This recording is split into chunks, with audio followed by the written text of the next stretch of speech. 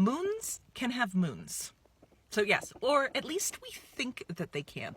We actually don't have any examples of that in our own system, although there are some moons around Saturn that there are some features that could be explained by them having once had moons. So maybe we'll need to do a little bit more research there. But in terms of the math, it does work out that some moons could have their own moons. Those would be called moons or sub-satellites, which I love because moon just sounds like a pet, doesn't it? Anyways, we think that this is possible. Now, the second part of this question is about the gravity of objects. So the amount of gravity something has is related to the amount of mass and the size that that object takes up. So basically, the density of it.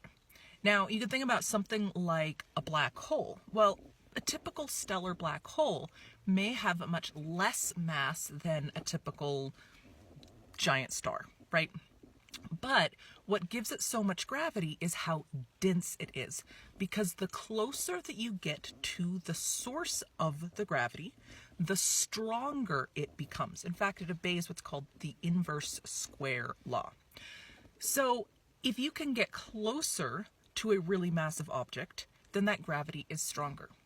So we can look at examples in our own system, like Mercury and Mars. They have almost the same surface gravity. Even though Mars is significantly larger than Mercury is denser. We think that its core, its iron core, is much larger proportionally to its body than Mercury's core is larger than Mars's. So if you're standing on the surface, then you're going to experience a very similar amount of gravity. Now, you could go somewhere like Saturn. You can't stand on Saturn, but the surface gravity of Saturn is going to be fairly low because Saturn is not particularly dense. Yes, the planet has a lot of mass, but that mass is spread out over a very large area.